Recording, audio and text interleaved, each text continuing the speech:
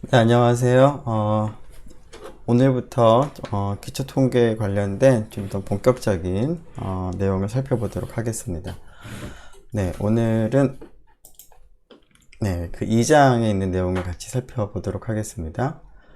제목을 보면 표와 그림을 통한 자료의 요약이라고 되어 있는데요. 제목과 같이 자료를 알아보기 쉽게 요약하는 방법들을 살펴보려고 합니다. 자, 어떤 자료들을 요약하는 방법을 우리가 생각을 할 때에는 대상이 되는 자료의 특성에 따라서 그런 방법들이 좀 달라져야 될 것 같은데요. 그래서 자료가 어떠한 것이 있는지 몇 가지 예를 살펴보도록 하겠습니다. 자, 자료 혹은 관측한 결과들이 되겠죠. 자, 첫 번째 예는 이제 그 신입생 키를 이제 관측하여 기록한 결과가 다음과 같았습니다. 숫자들이 지금 나와 있는 것 같습니다. 두 번째는 이제 혈액형을 조사한 결과를 이제 마찬가지로 나타내 보면 다음과 같이 나타납니다. 자, 이러한 그 자료들을 이제 조사한 결과를 쭉 나열을 하면 이것만 가지고는 과연 이 자료가 의미하는 바가 무엇인지를 한눈에 알아보기가 쉽지가 않습니다. 자, 그래서 그 앞에 있는 키 자료에서 그 키의 평균이 어떻게 되고 어느 쪽이 많이 있고 하는 그러한 전체적인 모습을 이제 파악을 하기 위해서, 그리고 두 번째에서와 같이 혈액형이 어떤 혈액형이 가장 많고 B형은 전체에서 몇 퍼센트 정도 차지하는지 이런 것들을 좀 알려면 단순히 이렇게 나열하는 것만 가지고는 안 될 것 같고요. 쉽게 알아볼 수 있도록 자료를 요약하는 방법이 필요하겠습니다. 자, 이러한 그 자료를 요약하는 방법은 앞에서 언급한 것과 같이 자료의 특성, 형태에 따라서 그 정리하는 방법이 달라질 것 같아서요. 우선 가능한 자료들을 한번 쭉 나열해 보고 형태를 어떻게 우리가 분류할 수 있을지를 먼저 생각을 해 보겠습니다. 네, 혈액형, 몸무게, 선호도, 좋다, 싫다, 그저 그렇다, 이런 선호도, 그 다음에 그 여자, 남자, 여성, 남성, 젠더, 그 다음에 평점, 그리고 이제 형제나 자매 수, 좋아하는 색깔, 하루의 평균 수면 시간, 키, 그 다음에 카톡 친구 수, 등등등 이런 자료들이 가능한 조사할 수 있는 자료들이 많이 있을 것 같은데요. 비슷한 특성이 있는 것들을 한번 좀 묶어보면 어떻게 묶을 수 있을까 생각을 해보죠. 일단 쉽게 한 가지 그 기준은 위에 있는 자료들을 보니까 숫자로 되어 있는 자료가 있고, 숫자가 아니라 A형, B형과 같이 문자로 되어 있거나 좋다, 싫다와 같이 문자열로 되어 있거나 빨강, 파랑 이런 거와 마찬가지로 이제 어떤 이제 문자열 혹은 글자로 되어 있는 그러한 자료로 크게 구분이 가능할 것 같습니다. 즉 몸무게, 형제수, 수면 시간, 키, 카톡 친구 수는 전부 숫자로 되어 있고요. 나머지들은 이제 숫자가 아닌 문자로 되어 있습니다. 그래서 크게 두 가지로 이제 구분이 가능할 것 같습니다. 자, 첫 번째 숫자로 되어 있는 자료를 조금 더 세분한다면 어떻게 구분을 할 수 있을까요? 네, 그 몸무게, 형제수, 그 다음에 수면 시간, 그 다음에 키, 카톡 친구 수 이런 것들을 이제 비교를 해볼 때 몸무게, 그 다음에 수면 시간, 키 같은 것들은 소수점까지 이제 표현되어 있는 소수점으로 나타내는 그런 숫자들인 것에 비해서 형제수 혹은 카톡 친구 수는 그 자연수 혹은 정수들로 이렇게 표현이 됩니다. 그래서 크게 이제 구분을 하자면 몸무게, 수면 시간, 키하고 형제수, 카톡 친구 수를 서로 이제 나눌 수가 있을 것 같습니다. 자, 아래에 있는 혈액형, 선호도, 성, 평점, 좋아하는 색을 또 크게 그러니까 좀 더 세분해서 나누자면 어떻게 나눌 수 있을까요? 네, 혈액형이나 혹은 성이나 혹은 좋아하는 색은 그 값에 예를 들어서 혈액형 A형, B형이라고 하는 어떤 특별한 범주에 어떤 뭐 의미가 있다기보다는 그냥 우리가 하나씩 하나씩 그냥 이름을 붙인 거라고 볼 수 있습니다. 뭐 여자, 남자도 어떤 그 뭐 의미가 있다기보다는 이제 분류하는 어떠한 하나의 뭐 이름이 되겠죠.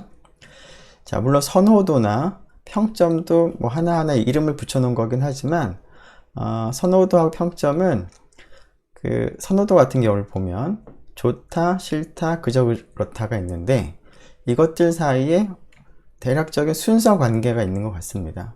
즉 싫다, 그 다음이 그저 그렇다, 그 다음이 좋다 라고 하는 이러한 이름들 사이에 명목으로 주어져 있는 이러한 값들 사이에 의미가 어느 정도 있어서 그 누가 더 큰지 작은지 아니면 조금 더 의사가 강한지 뭐 선호도가 있는지 없는지 이런 것들을 이제 구분이 가능할 것 같고요.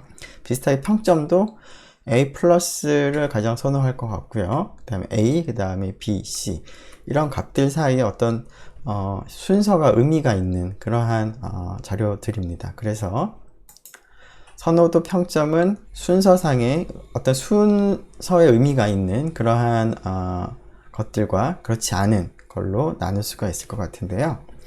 자, 처음에 우리가 몸무게, 형제수와 같은 이런 숫자로 표현되는 자료들은 우리가 수치로 표현된다라고 해서 수치 자료라고 부르도록 할 것이고요.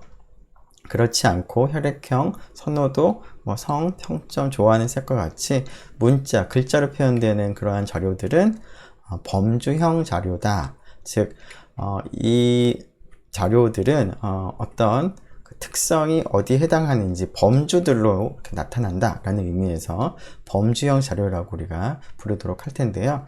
수치형 자료는 몸무게, 수면, 시간, 키와 같이 소수까지 표현되는 소수로 표현되는 그런 숫자가 있는가 하면 그 형제수, 카톡 친구 수와 같이 정수나 혹은 자연수로 표현되는 그러한 자료가 있습니다. 그래서 앞에 있는 것을 연속형 자료라고 부르고요. 뒤에 있는 것을 이산형 자료, 즉 값들이 연속적으로 쭉 이어져 있는 그러한 값들이 나오는 것이냐 아니면 자연수, 정수처럼 값들이 띄엄띄엄 떨어져 있는 상황에서 값들이 관측이 되느냐를 연속형이냐 이산형이냐로 구분을 하도록 하겠습니다.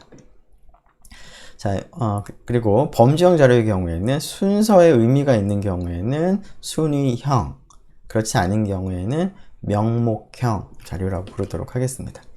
자, 지금 방금 얘기했던 단어들을 다시 한번 살펴보도록 하죠. 자, 수치형 수치 자료와 범주형 자료로 크게 구분이 가능하겠습니다.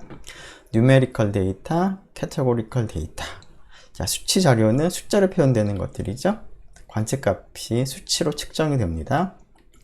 자, 이러한 자료에 대해서 우리가 관심을 갖는 것은 뭐 키, 몸무게 이런 것들을 생각을 해보면 관측값이 뭐 크냐 작으냐 하는 크기에 관심을 주로 가지고 있을 것 같습니다. 그 자료를 조사할 때. 자, 그런 의미에서 양적 자료라고도 우리가 부르도록 하겠습니다.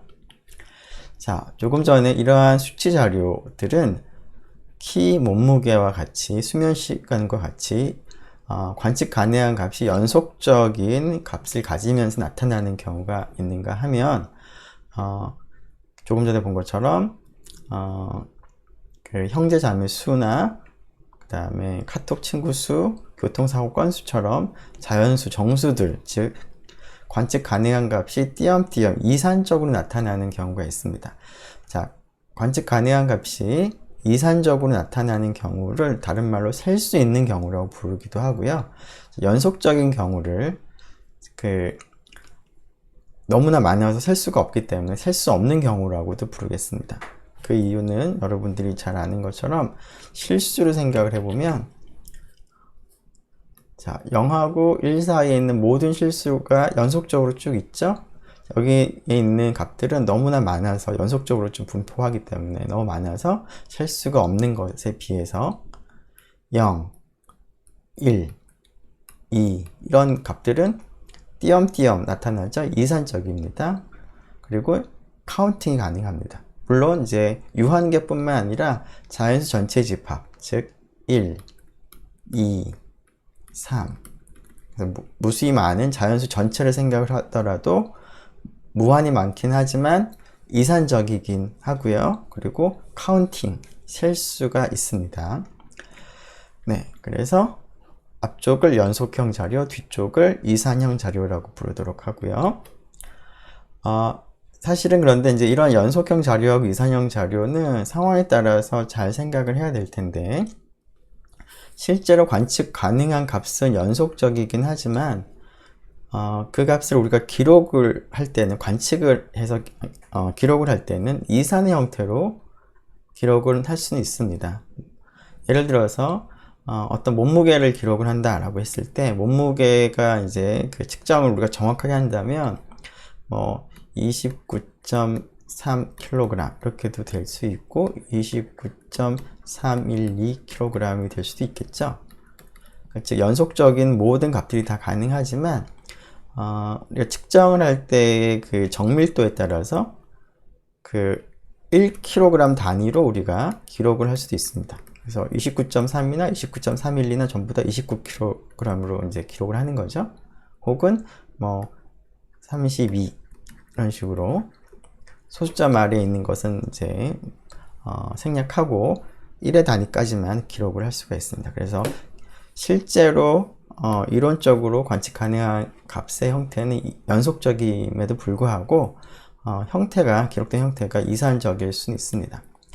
뭐 그렇다고 하더라도 이러한 자료의 특성을 생각을 할 때는 이산형 자료라기보다는 연속형 자료라고 얘기하는 것이 조금 더 맞는 말이 되겠습니다. 즉 기록된 형태만을 가지고 판단하는 것이 아니라 실제로 그 자료가 의미를 생각을 했을 때 연속적인 범위에서 나오는 값인지 아닌지를 따져서 연속형인지 이산형인지를 우리가 분류를 하는 것이 올바르겠습니다.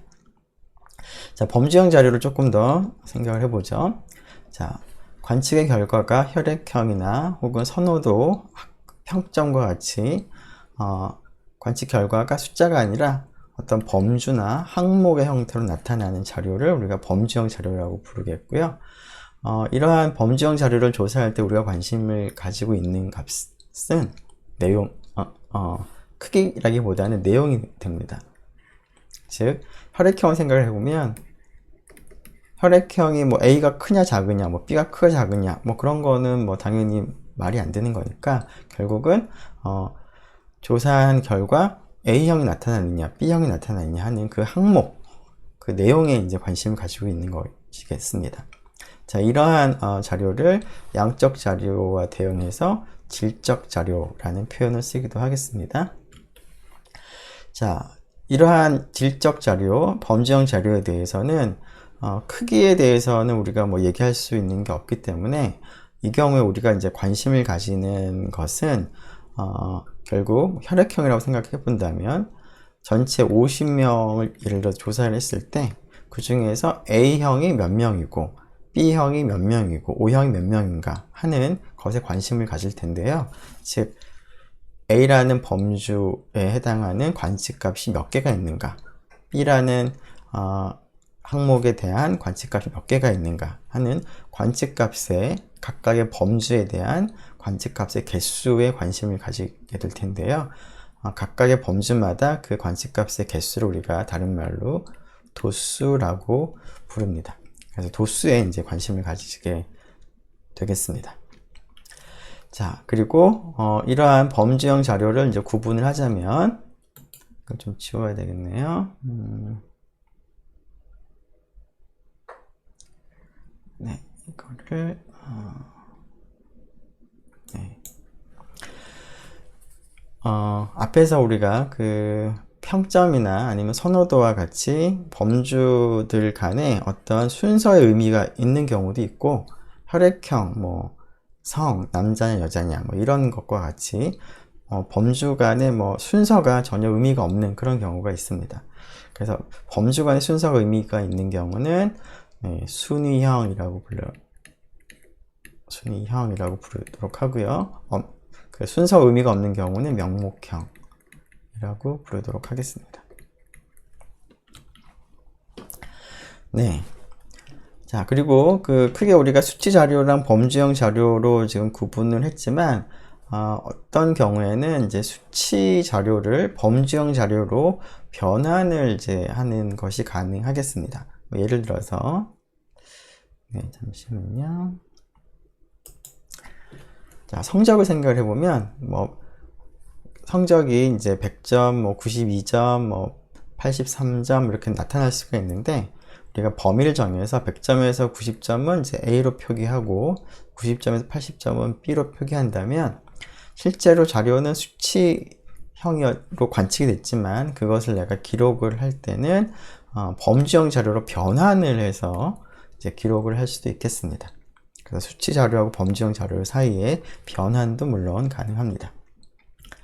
자, 그런데 이제 여기서 한 가지 좀 주의할 것 중에 하나는 수치 자료와 범주형 자료를 구분할 때 수치로 측정이 되느냐 안 되느냐를 가지고 이제 나누었는데요. 이것의 의미를 좀 더 명확하게 여러분들이 기억을 할 필요가 있는 것이 수치로 측정된다라는 의미가 관측값이 숫자로 표현된다라는 의미는 아닙니다. 무슨 얘기냐면 예를 들어서 우리가 성을 조사할 때 남자, 여자 이렇게 기록을 할 수도 있지만 남자는 1로 기록을 하고 여자는 0으로 기록을 이제 할 수도 있겠습니다. 이렇게 남자, 여자라는 그 문자 대신에 1, 0이라고 한 숫자를 내가 빌려와서 기록을 했다라고 하더라도 이 자료는 네, 수치형 자료가 아니라 범주형 자료가 되겠죠. 왜냐하면 1과 0은 어떤 숫자로서 크기의 의미를 갖고 있는 게 아닙니다. 남자는 여자보다 1만큼 더 크다 이런 의미가 전혀 없는 거죠.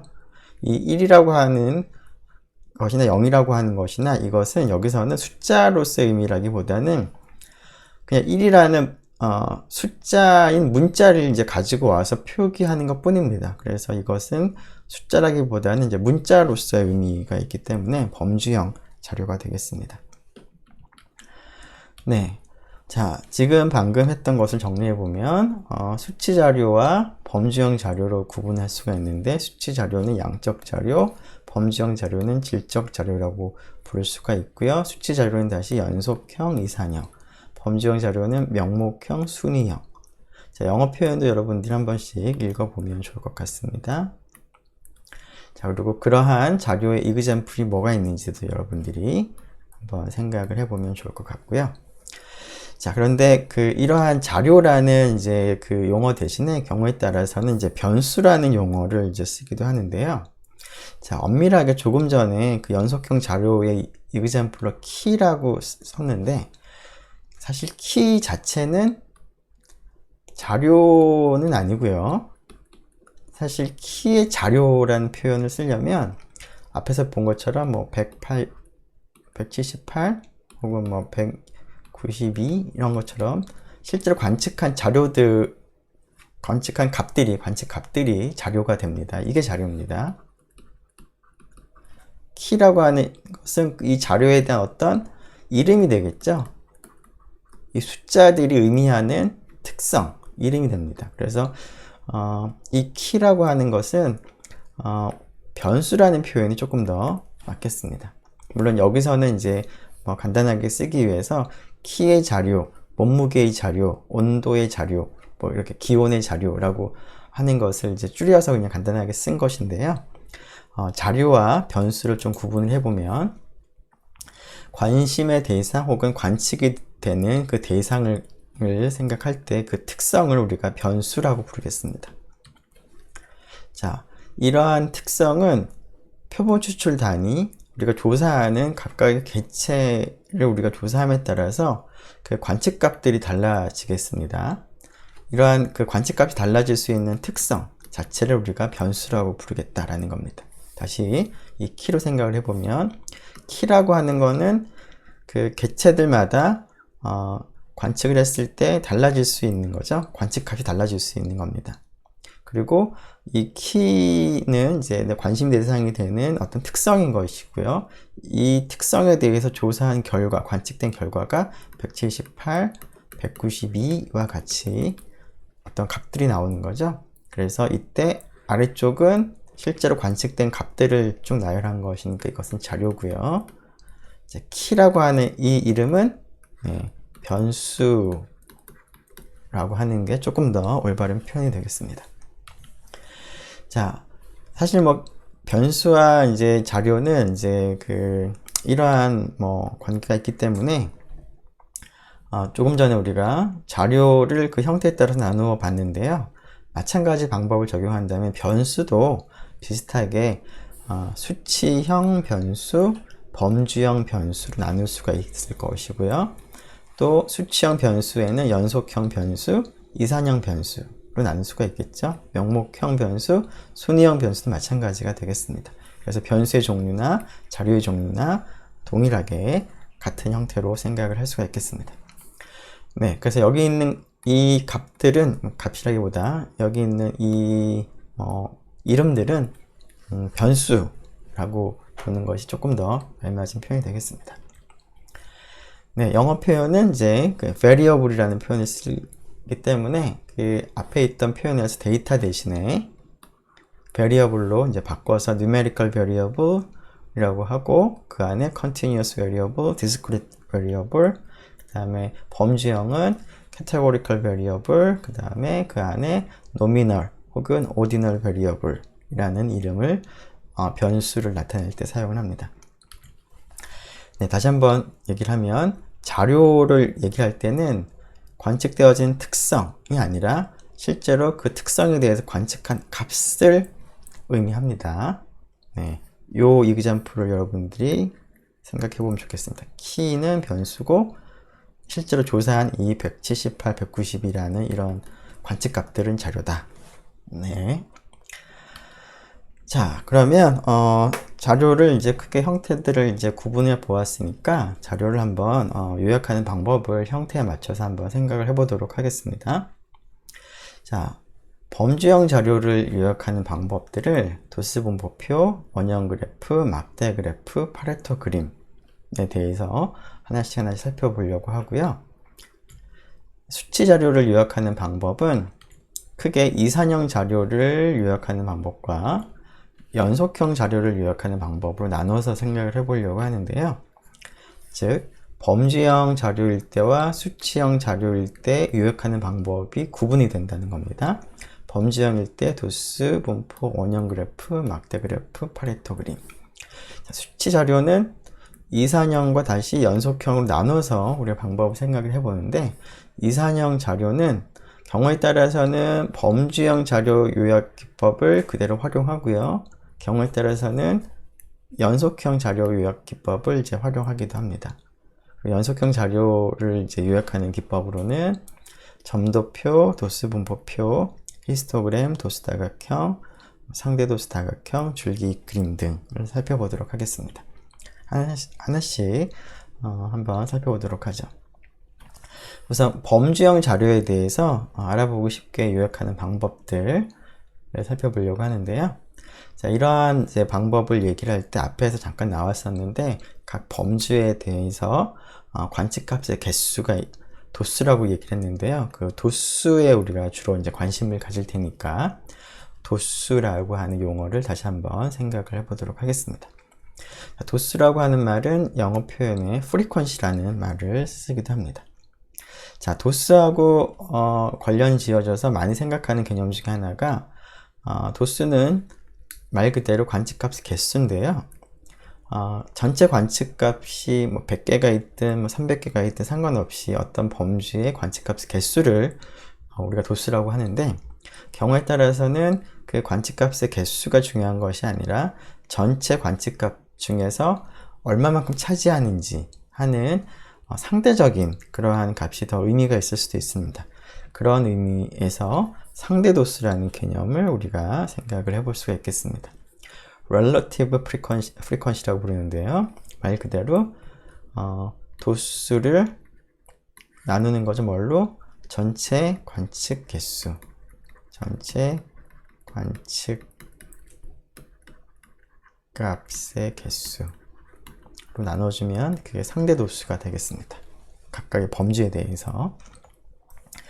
자, 이러한 도수하고 상대 도수들을 이제 알아보기 쉽게 테이블, 표 형태로 정리한 것을 우리가 도수 분포표, 프리퀀시 테이블이라고 부릅니다. 즉, 범주, 뭐 혈액형을 생각해보면 A형, B형, O형, AB형 이렇게 범주들 쭉 나열하고 그거에 대응하는 도수가 얼마인지 3명, 뭐 2명, 1명, 뭐 2명 이런 식으로 혹은 상대 도수를 갖다가 이제 기록할 수도 있겠죠. 지금 전체가 8명이니까 이런 식으로 하면은 이제 상대 도수가 되겠습니다. 자, 이러한 그 도수 분포표를 먼저 생각을 해보면 다음 예제를 한번 생각을 해보죠. 자, 150명의 고객을 대상으로 조사했더니 자, 지금 조사한 결과는 좋다 혹은 그저 그렇다 혹은 싫다로 지금 관측이 될 겁니다. 그래서 150명을 조사한 결과를 보면 좋다라고 응답을 할 수 있고 또 어떤 사람은 뭐 싫다 또 싫다 이런 식으로 관측값이 150개가 쭉 있는 거죠. 자, 그런 것들을 이제 정리하기 위해서 보니까 좋다가 모두 71명, 그저 그렇다가 42명, 싫다가 28명, 무응답이 9명. 자, 이것을 이제 도수 분포표로 작성을 해보면 지금 범주가 뭐죠? 좋다, 그저 그렇다, 싫다, 무응답이 되겠죠? 그리고 그거에 대한 도수가 앞에서 얘기한 이 관측값의 개수가 되겠습니다. 그리고 이 전체 관측값이 얼마인지 알아보고 싶도록 전체 합을 가장 마지막에 표기를 할 수도 있겠습니다. 자, 그리고 상대 도수도 옆에다가 같이 표시할 수 있을 텐데요. 전체가 150이니까 당연히 이 값은 150분의 71이 되겠죠? 등등등. 그래서 도수를 보면 전체 150명 중에서 차지하는 비율을 한눈에 알아보기 쉽지가 않은데 상대 도수를 보면 좋다가 대략 한 반가량 47% 정도 다라는 것을 쉽게 알 수가 있겠습니다. 자, 이러한 이제 도수 분포표로 이제 정리를 하게 되면 각각의 그 범주에 대한 도수를 우리가 정확하게 알 수가 있습니다. 하지만 이것을 이제 한눈에 알아보기는 쉽지가 않죠. 전체적인 모습을 한눈에 파악하기는 쉽지 않습니다. 숫자들이기 때문에. 자, 어떤 정보를 한눈에 알아보기 쉽게 하려면 아무래도 그림의 형태로 표현을 하면 한눈에 좀 더 쉽게 알아볼 수가 있을 것 같은데요. 자, 그래서 한눈에 알아볼 수 있도록 그림으로 요약하는 방법, 앞에서 언급한 원형 그래프, 막대 그래프, 파레토 그림 등을 한번 생각을 해보도록 하겠습니다. 자, 원형 그래프는 말 그대로 원이 있으면 이 원을 각각의 범주의 상대 도수에 비례해서 중심각을 나눠 가지고 이렇게 표시하는 이러한 그림이 원형 그래프, 영어 표현의 파이 차트라고 부르는 건데요. 자, 다음 경우의 자료에 대해서 한번 우리가 파이 차트를 한번 그려보도록 하죠. 자, 60명 조사를 했더니 다음과 같이 혈액형이 나왔다. 자, 이것을 이제 요약을 해보려고 하는데요. 자, 원형 그래프를 한번 그렸으면 좋겠습니다. 자, 근데 원형 그래프를 그리려면 상대 도수, 범주별로 상대 도수를 알아야지 그걸 비례해서 중심각을 나눌 테니까 원형 그래프를 그리기 위해서 먼저 할 일은 도수 분포 표를 작성하는 것이 필요합니다. 즉 A형, B형, O형, AB형에 대해서 도수가 얼마인지 상대 도수가 얼마인지 자, 그것을 조사를 해야 되겠죠. 즉 뭐 손으로 한다면 A가 1명, 2명, 3명 이렇게 다 카운팅을 해야 되겠습니다. 뭐 12명, 뭐 12명은 더 될 텐데 자, 이걸 정리를 한번 해보면 이렇게 정리가 되겠습니다. 물론 이제 손으로 하려면 좀 번거로울 테니까 나중에 우리가 R 스튜디오를 사용을 해보면 조금 더 편리하게 정리를 조금 빠르게 할 수가 있겠습니다. 자, 그리고 도수로부터 상대 도수를 계산을 하고요. 여기서 이제 퍼센트로 100을 곱해서 나타냈고요. 자, 그러면은 전체 그 원의 각도가 360도니까 그 360도를 이제 이 도수, 상대 도수의 비례해서 중심각을 이제 나누기 위해서 이 각도를 계산을 했는데, 이 각도는 360 곱하기 0.3667 정도 되겠죠? 대략. 이런 식으로 중심 각도를 이제 계산한 다음에 그 중심 각도만큼 크게 이제 그 원을 쪼개서 그림을 그릴 수가 있겠습니다. 다음과 같이, 즉 A형은 여기죠. 초록색. 그 다음에 B형은 여기가 B형인 것 같네요. 그 다음에 여기가 보라색이 AB형, 그 다음에 여기가 O형, 빨간색이라서 잘 안 보이네요. 네, 이렇게 그리는 것이 이제 파이 차트 혹은 원형 그래프인데요. 자, 앞에서 도수 분포 표를 보면은 각각의 범주별로 도수를 정확하게 알 수는 있지만 전체적인 어떤 모양이나 각각의 범주가 차지하는 비율을 한눈에 알아보기는 쉽지 않은데, 오른쪽에 있는 이 원형 그래프를 보면 A가 전체의 대략 한 3분의 1 정도 차지하고 있구나, B도 전체 한 3분의 1 정도 차지하고 있구나 라는 것이 그냥 한눈에 들어옵니다.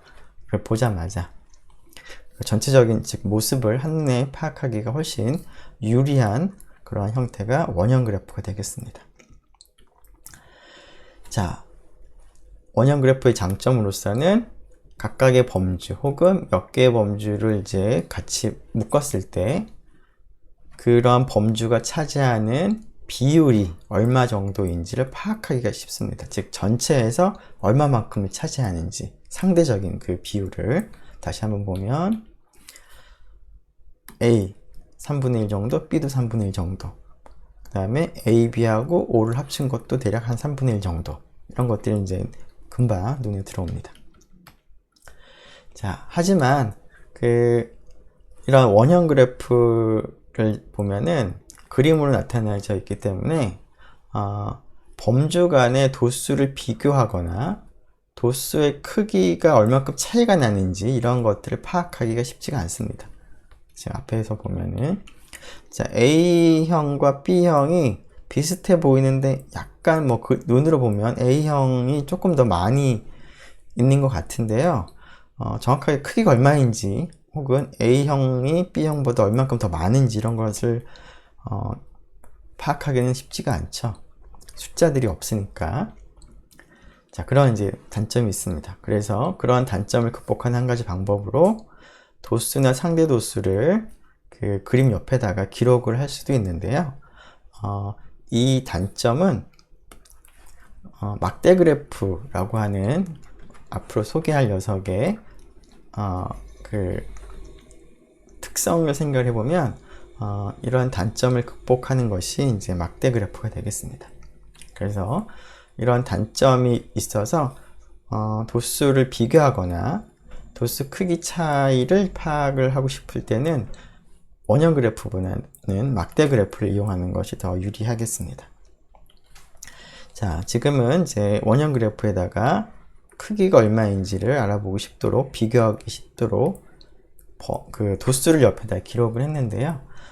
이렇게 해도 좋고, 혹은 그 막대 그래프를 그려서 비교를 하는 것도 좋을 것 같습니다. 자, 막대 그래프는 각각의 범주에 대해서 도수를 크기로 해서 높이로 막대를 이제 그린 것을 막대 그래프라고 부르겠습니다. 자, 막대 그래프, 조금 전에 봤던 혈액형 자료를 막대 그래프로 한번 나타내 보면 다음과 같이 수평축에는 범주 이름을 쭉 나열을 할 수가 있겠고요. 그 다음에 높이가 이제 도수가 되는 거죠. 자, 이러한 이제 막대로 표현한 것을 말 그대로 막대 그래프다 라고 했는데, 이 막대 그래프를 보니까 어떤가요? 자, 이렇게 쭉 눈금을 따라서 보면 A형 도수가 얼마인지 대략 한 22 정도, 그 다음에 B는 20, 즉 도수 파악이 용이합니다. 수평선을 그어서 앞에 있는 숫자들을 보면, 그리고 A형과 B형이 얼마큼 차이가 나는지도 한눈에 들어오죠. 크기 차이를 이제 비교할 때 크기 차이를 파악하기가 훨씬 더 쉽습니다. 네. 자, 이러한 이제 도수를 높이로 할 때, 이제 막대 그래프를 그릴 때 그 높이를 이제 도수로 하는 경우도 있는데요. 경우에 따라서는 상대 도수를, 높이를 상대 도수로 할 수도 있습니다. 경우에 따라서는 도수와 상대 도수를 같이 표현하기도 하는데요. 즉, 이 그림처럼 왼쪽에는 그 도수에 해당하는 숫자를 쓰고요. 지금 여기서는 없는데 오른쪽에다가는 상대 도수를 이제 표시를 할 수가 있습니다. 자, 혹은 지금 이제 수평선을 그으면 각각의 범주별로 도수가 얼마인지 금방 파악이 가능하지만 그런 과정을 조금 더 용이하게 하기 위해서 여기다가 이렇게 막대 끝에다가 도수나 혹은 상대 도수를 기입하는 것도 가능하겠습니다. 자, 예를 들면 이렇게 가능하겠습니다. 즉, 이렇게 도수들을 기록을 하고요. 그리고 O형인 경우에 대해서 도수 쭉 옆에 가면은 여기가 이제 11 정도 되겠죠? 오른쪽으로 가보면 여기가 한 17 정도 될 것 같습니다. 17, 뭐 18, 0 정도. 그래서 여기가 도수를 이제 파악할 수가 있고, 오른쪽을 보면 상대 도수를 이제 어느 정도인지 파악할 수가 있겠죠? 그래서 두 개 다 기록을 하는 것도 가능하겠습니다. 자, 이러한 막대 그래프의 장점은 앞에서 우리가 살펴본 원형 그래프의 단점이 바로 막대 그래프에서는 이제 장점으로서 해결이 되겠습니다. 즉, 범주 간의 도수 비교가 편리하다. 단점은 뭘까요? 네, 앞에서 원형 그래프의 장점이었던 그 각각의 범주가 전체에서 차지하는 비율 파악하는 것은 막대 그래프에서는 쉽진 않겠습니다. 비율 파악이 어려운 단점이다. 즉, 막대 그래프와 원형 그래프는 서로 장단점이 서로 이제 그 반대가 되는 그런 형태라고 볼 수가 있겠습니다. 자, 그래서 내가 하고자 하는 목적에 맞춰서 막대 그래프를 이용을 할 것인지 원형 그래프를 사용해서 자료를 요약할 것인지를 정해서 요약을 하면 좋겠습니다. 물론 이제 두 개 다 사용을 할 수도 있겠고요. 자, 범주형 자료 요약 방법의 마지막으로 파레토 그림에 대해서 한번 같이 살펴보도록 하겠습니다. 자, 파레토라고 하는 사람은 이탈리아 경제학자인데요. 경제학자였는데 이 사람이 이제 발견한 관측한 사실 중에 하나가 부를 이제 한번 쭉 조사해 봤더니 부를 이제 구성하고 있는 80%가 부의 80%가 일부의 20%의 사람이 소유하고 있더라라고 하는 그런 관측을 하게 되었습니다. 자, 이런 관측을 통해서 부라고 하는 것을 이제 설명을 하는 그 사람들이 부를 소유하고 있는 사람들이 일부다라는 그런 의미에서 이 일부의 사람을 부의 대부분을 설명을 한다라는 입장에서 부를 설명할 때 있어서 중요하다. 하지만 그 숫자로서는 적다라는 의미에서 중요한 소수라고 부르고요. 나머지 80%의 사람은 부 입장에서는 20%만 소유하고 있는 거죠. 그래서 부를 설명할 때는 대다수의 부는 20%에 있으니까 80%는 물론 사람 숫자는 많지만 부 입장에서 부에 이제 기여하는 혹은 부를 구성할 때는 사소하다라는 의미에서 사소한 다수라고 불렀는데요. 자, 이러한 80%, 20%, 즉 중요한 소수, 사소한 다수라는 이러한 개념이 다양한 현상에서 다양한 그 분야에서 나타나고 있는데요. 예를 들어서 자동차의 고장 원인을 한번 생각을 해봐도 이와 비슷한 현상이 일어나는 것 같습니다. 자동차가 고장이 일어나는 원인은 굉장히 많이 있는데 그러한 원인들 중에서 대부분은 몇 가지에 기인한 그러한 이유 때문에 고장이 발생을 하는 것 같습니다. 예를 들어서 자동차의 고장이 되는 원인이 한 10가지 정도인데 여러 가지가 있는 거죠. 그런데 그 10가지가 막 다 비슷비슷한 정도로 어떤 고장을 일으킨다 라기보다는 전체 고장이 일어나는 그러한 횟수를 봤을 때는 전체 고장의 80% 정도는 점화 플러그, 발전기, 즉 10가지 중에서 2가지 원인이 대부분의 자동차 고장을 일으킨다 라고 하는 그러한 그 현상이 있다고 하죠. 자, 이럴 때 그 자동차 고장의 입장에서 봤을 때는 이 점화 플러그하고 발전기가 10개 중에서 2개밖에 안 되지만 전체 고장의 그 발생하는 횟수 입장에서는 80%를 차지하고 있기 때문에 그런 의미에서 중요한 소수가 되겠습니다. 자, 만일에 이러한 그 자동차 고장이 이러한 상황으로 발생을 한다라고 한다면 우리가 그러면 대부분의 고장의 원인이 무엇인지를 파악을 하는 것이 그 고장을 빨리 해결하거나 아니면 문제를 해석을 하는데 도움이 되겠습니다. 무슨 얘기냐면 어떠한 그 자동차 고장이 났다라는 이제 어떤 보고가 들어오면 만일에 이제 점화 플러그 발전기가 원인인 고장이 80%를 차지하고 있다면 아마도 그 리포트가 왔을 때 아마도 점화 플러그 혹은 발전기를 먼저 검사를 확인을 해보는 것이 빨리 문제를 해결하는 데 도움이 되겠죠. 자, 그래서 중요한 소수를 찾는 것은 여러 가지로 의미가 있는 일인데요.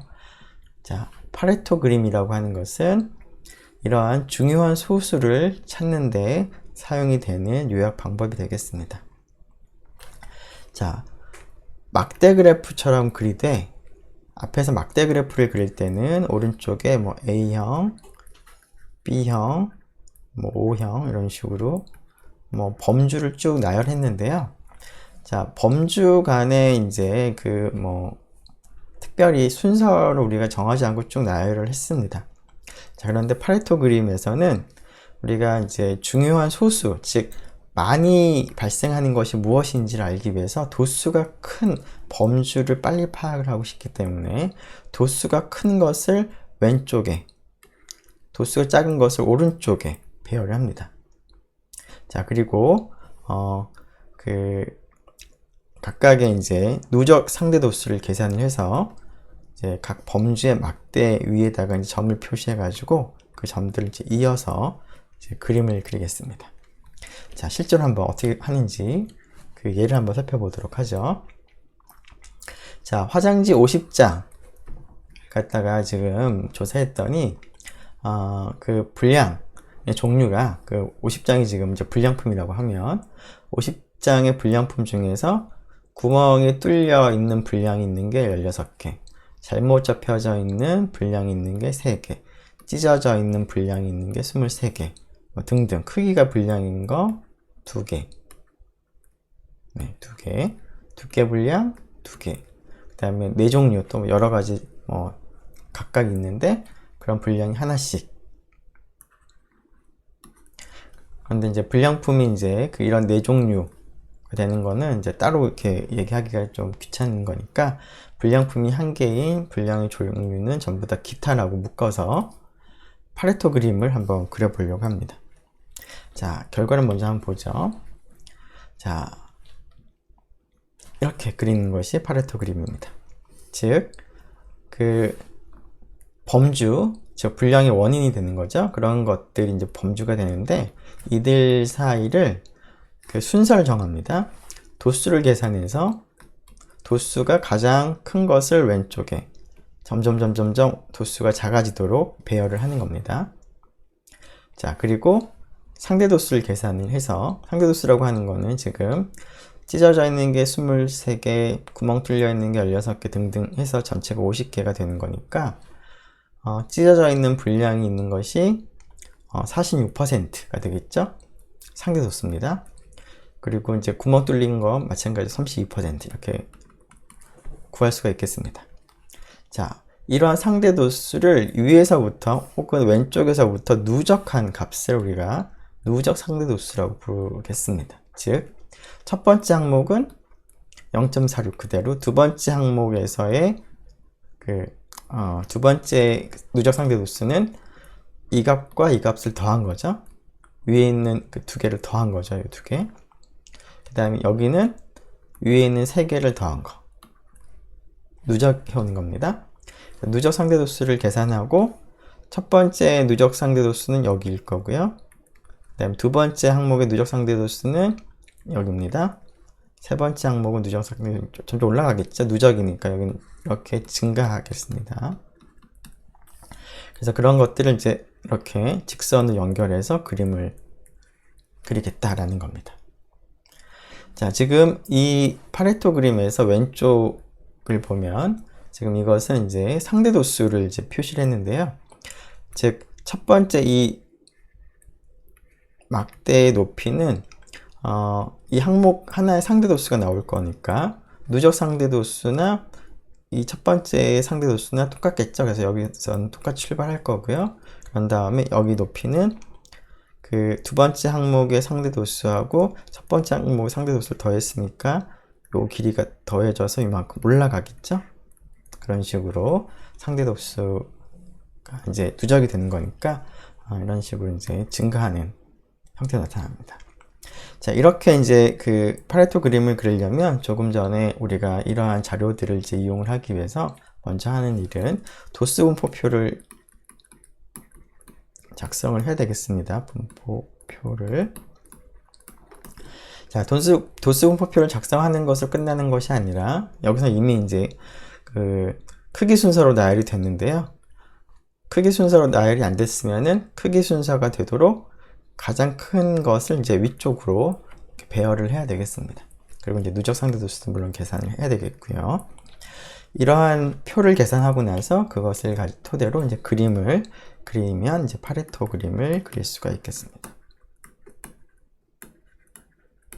자, 이 파레토 그림을 보면 중요한 소수를 파악하는데 도움이 될까요?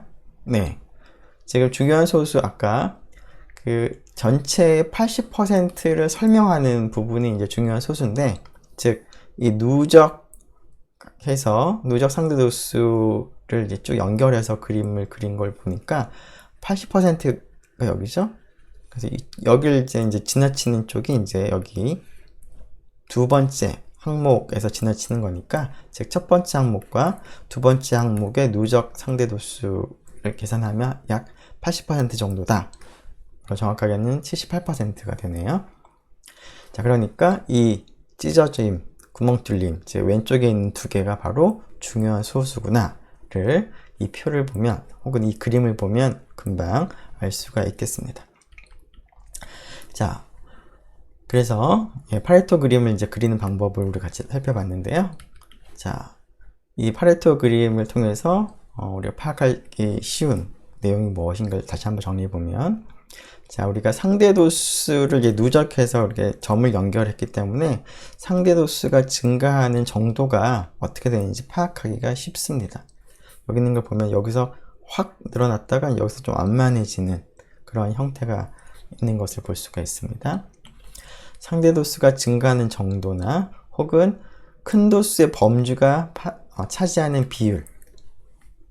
자, 지금 이 누적 상대도수를 보면은 이제 합친, 즉 처음 두 개를 합친 비율이 상대도수가 얼마인지를 금방 알 수가 있죠. 자, 여기는 쭉 올라가서 여기 보면 여기가 대략 한 85% 정도 되어 보이는데, 즉 처음 세 개를 다 더하면 전체 85% 차지한다. 이런 것들을 좀 쉽게 파악을 할 수가 있겠습니다. 그래서 큰 도수의 범주들이 차지하는 비율을 한눈에 파악할 수 있다.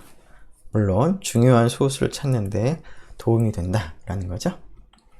자, 그런데 한 가지는 주의할 것은 우리가 범주를 나열하는 순서를 도수가 많은 것을 이제 왼쪽에 배열했습니다. 그래서 범주를 나열하는 순서를 우리가 막 마음대로 지금 바꿨기 때문에 순위형 자료에는 파레토 그림을 적용하는 것이 좀 곤란합니다.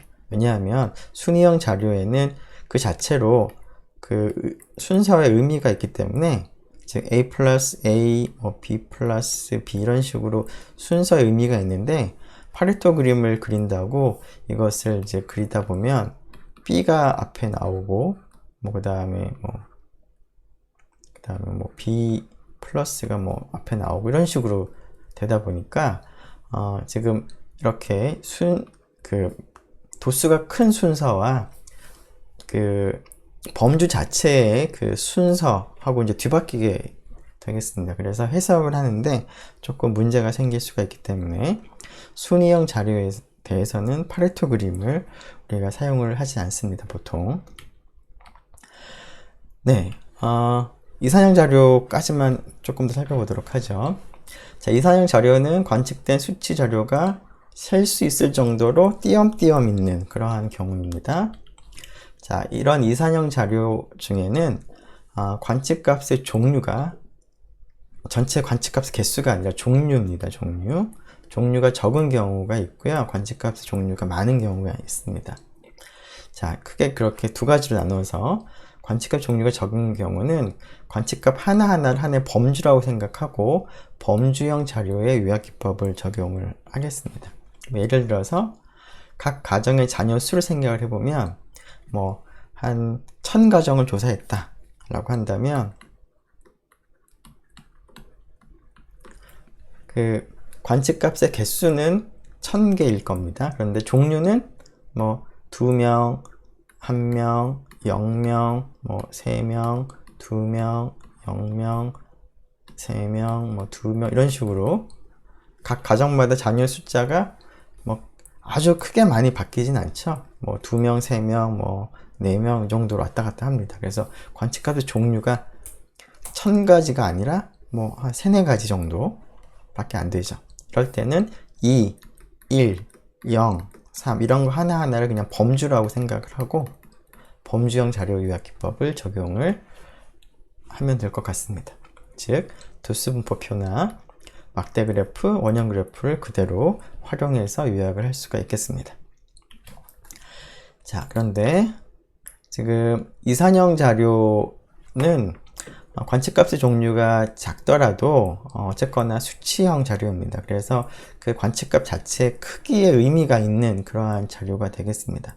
따라서 파레토 그림과 같이 그 범주 간의 순서를 갖다가 막 바꿔서 그림을 그리는 그러한 방법은 순위형 자료에는 적합하지 않았었는데요. 마찬가지 이유에서 이산형 자료에서도 파레토 그림은 적합하지 않겠습니다.